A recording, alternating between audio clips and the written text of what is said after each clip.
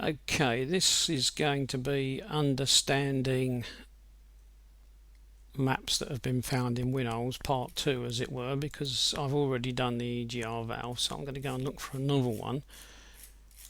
I'm only really doing these to give people a little bit more of a clue as to what it is they're looking at with their maps, and that will help when they want to change their maps. I know the next map's fairly close by, that's why I'm just going through scrolling on the scroll wheel on the mouse rather than anything else. Okay, there's the driver's wish map, so let's open that one. It's opened like a pancake. We'll go and look. With a bit of luck we should get that nice little pop-up that tells us, there we are, click to optimize it. There we go. I've said this so many times I'll be saying it in my sleep, but when you get highlighted bits, it's a good idea to get rid of them because they can be very confusing. Okay, let's have a look at what's going on here then. We've got the driver's wish map and we've got accelerator pedal pressure, so that's fairly obvious, and we've got engine speed in revs per minute. The accelerator pedal ranges between 0 and 100% press down, so that's fairly simple. And obviously the rev speed range is the rev speed range, so that's the revs that we're hoping for. Now, what we hope for, of course, is that if we press the pedal all the way down, we will get maximum revs. So that's what we're hoping for, because that's the whole point of the exercise, isn't it?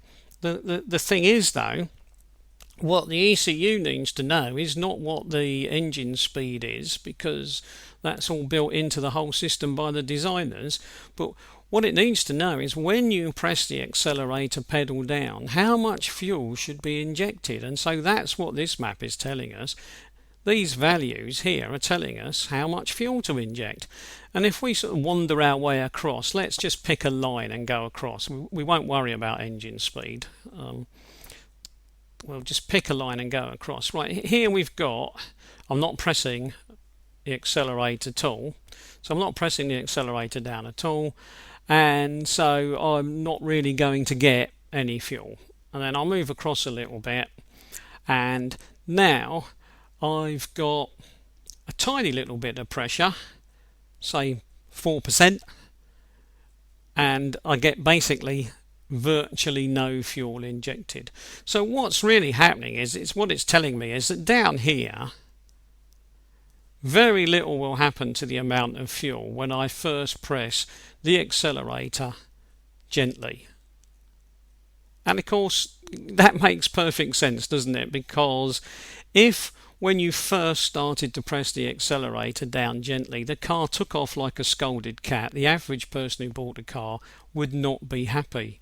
So the designers have taken this into account and they've made this a slow ramp speed, so it slowly ramps up. So that's why it's more or less flat here.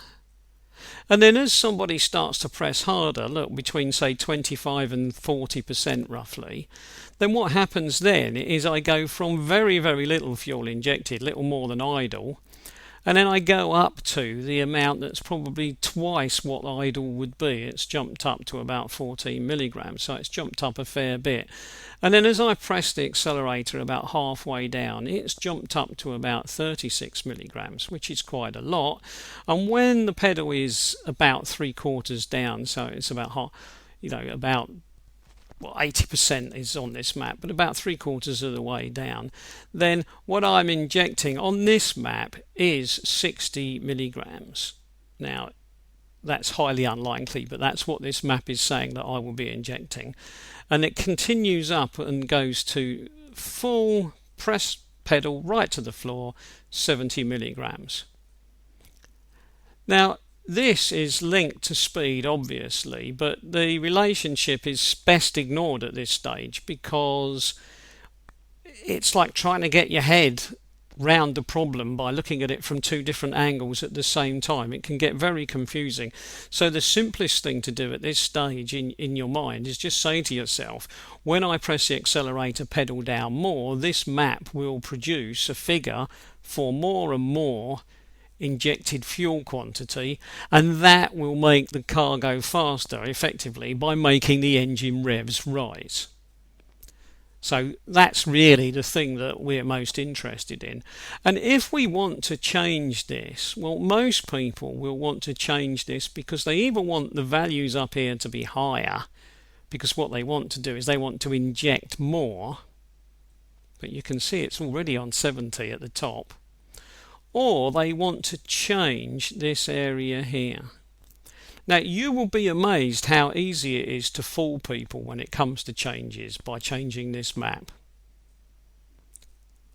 I'll leave you to think about that one, because I don't want to start talking about changes to accelerator maps or any maps now, because they'll be in a section about making changes. But if you stop to think about it, what could you do down here?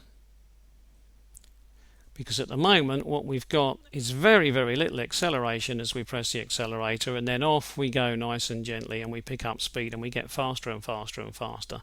So this is how the car will feel and drive when it's factory fresh and has got the original file in it. So what could we do down there? Maybe there's something we could do in this area to make a big difference, and of course some of these bits here are a clue as to what we could do over here. But I'm not going to go into that at the moment. I'm just going to leave it that what I've explained is you press the pedal, what you get is more fuel. So we're basically asking the injectors to give us more fuel. And remember, this is a request. This is not what you will get. So don't look at this and just say to yourself, oh, I press the pedal, this is what I get. I press the pedal, this is the request.